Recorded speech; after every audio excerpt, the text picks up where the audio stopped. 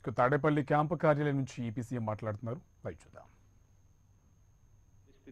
With the help of doctors registered for telemedicine at the 104 call center ద్వారా ఎవరినైతే మనం డాక్టర్స్ని రిక్రూట్ చేసుకున్నామో వాళ్ళ ద్వారా it is very important that we maintain a follow-up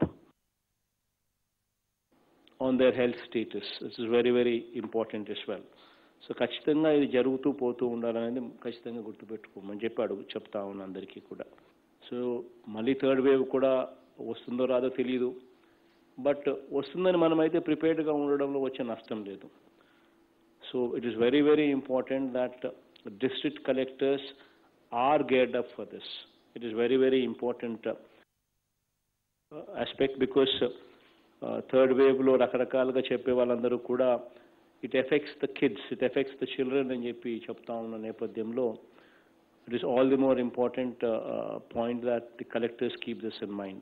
So దీనికి సంబంధించి the district collectors ఖచ్చితంగా they would have to prepare a detailed plan of action for any possible third wave.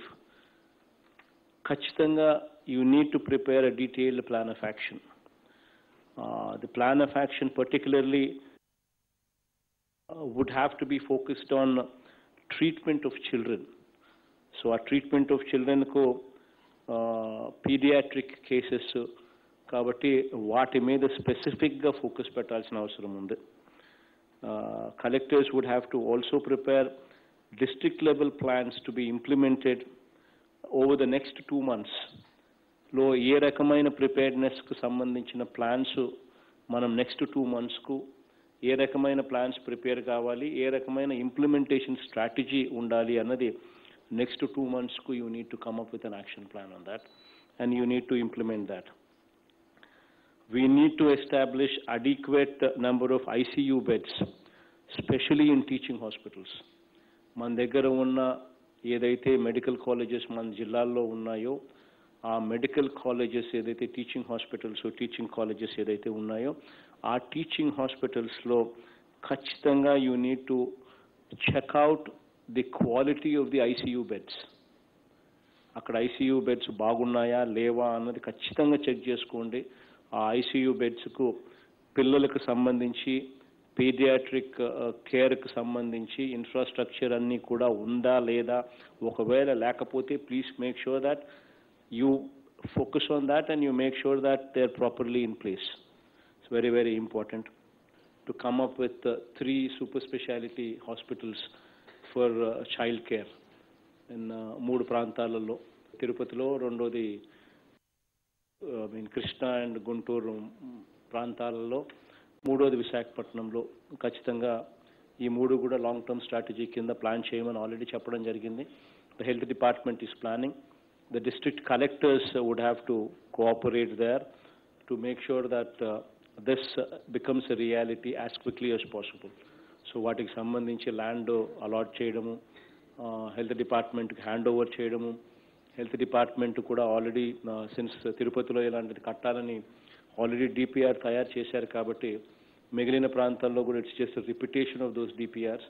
So please make sure that you immediately go for tenders as well as quickly as possible so that work actually starts there. So అది కూడా జాగ్రత్తగా చూసుకోండి. రైతులకు సంతోషంగా వ్యవసాయం చేసే పరిస్థితిని create చేయడం చాలా చాలా అవసరం. సో దీనికి సంబంధించి ఖచ్చితంగా కొన్ని కార్యక్రమాలు మన తరఫు నుంచి జరగాలి. అందులో మోస్ట్ ఇంపార్టెంట్ థింగ్ ఈజ్ ఈ క్రాప్ బుకింగ్ అన్నది ఎఫెక్టివ్గా జరగాలి. ఎందుకనంటే ప్రతి అవసరానికి ఈ క్రాప్ ఇస్ ద చిట్కా, ఈ crop is the solution. బిఎట్ issuance of crop loans దగ్గర నుంచి, బిఎట్ ఇన్పుట్ సబ్సిడీ ఇవ్వడం దగ్గర నుంచి, బిఎట్ ఇన్సూరెన్స్ ఇవ్వడం దగ్గర నుంచి, బిఎట్ ఆ తర్వాత పంట కొనుగోలు చేయవలసిన పరిస్థితి వస్తే పంట కొనుగోలు చేసే పరిస్థితి వరకు కూడా ఏ దానికైనా కూడా ఈ క్రాప్ అనేది ది మోస్ట్ ఇంపార్టెంట్ థింగ్.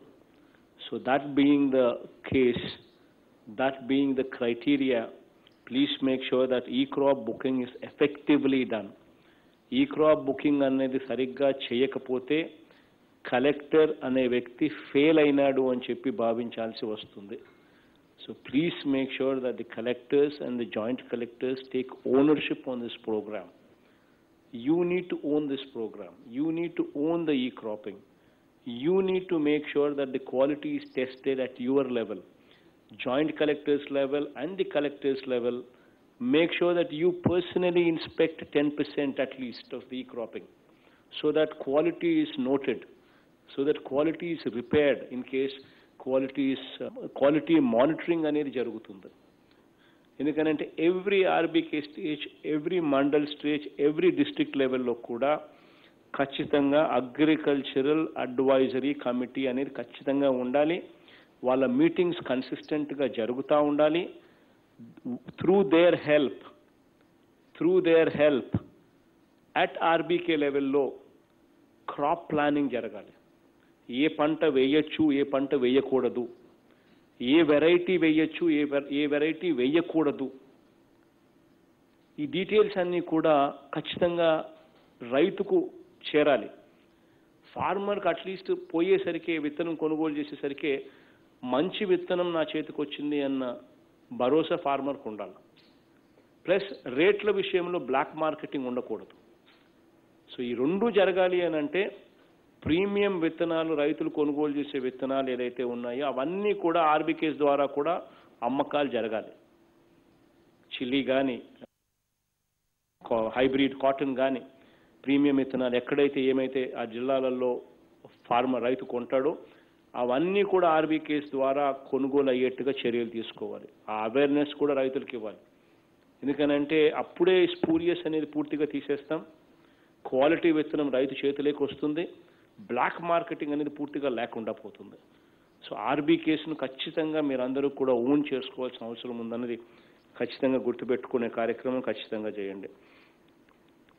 తర్వాత ఈ ప్రైవేట్ సీడ్ డీలర్స్ ఎవరైతే ఉంటారో, ఈ ప్రైవేట్ పెస్టిసైడ్స్ ప్రైవేట్గా అమ్మే వీళ్ళందరి మీద కూడా పీరియాడికల్గా రేట్స్ జరగాలి. I'm insisting on this. ఖచ్చితంగా రేట్స్ జరగాలి. జరిగి క్వాలిటీ ఉందా లేదా నిర్ధారణ చేసుకోవాలి.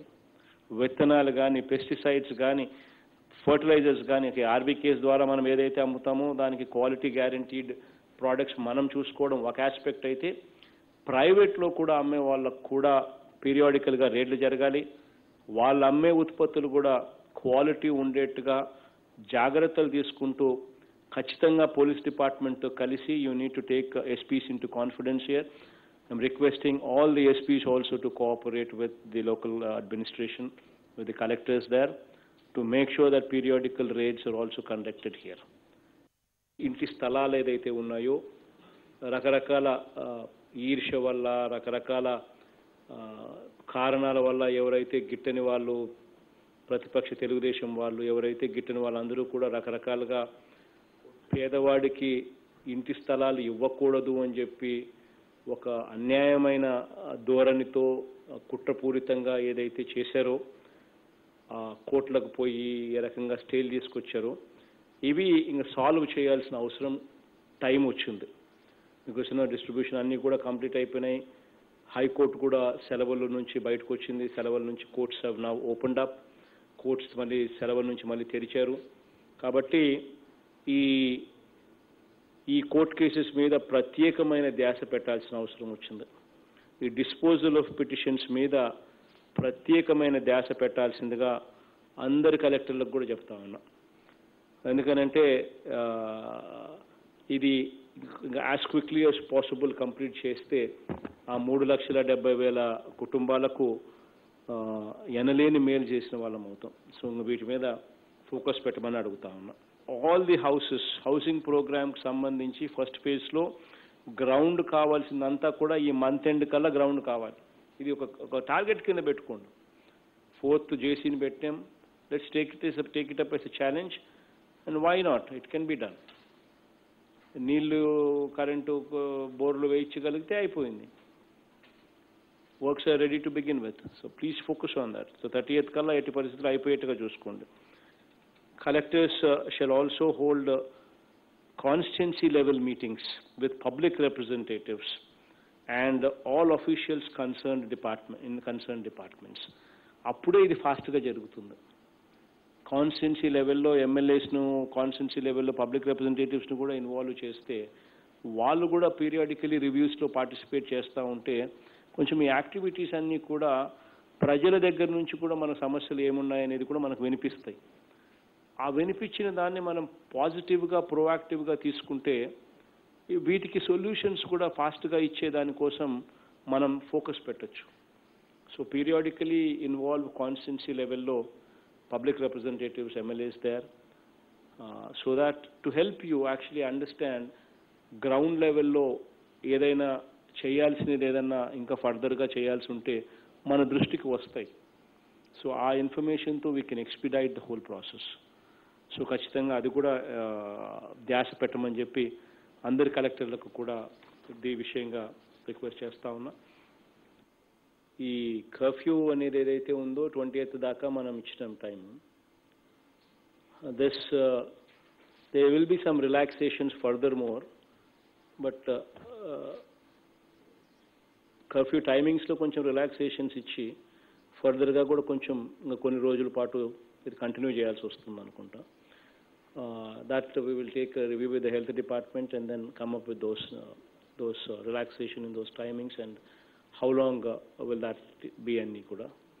In July, going forward the next month, July lo we will be handling Vidya Devana program and Kapu Nestam program. So దీనికి సంబంధించి విద్యా దీవెన అండ్ కాపు నేస్తంకి సంబంధించి డేట్స్కి సంబంధించి CMO will come back to you on the dates for July, but ఈ రెండు programmes కూడా జూలైలో we will be dealing with them, Vidya Devana and Kapu Nestam.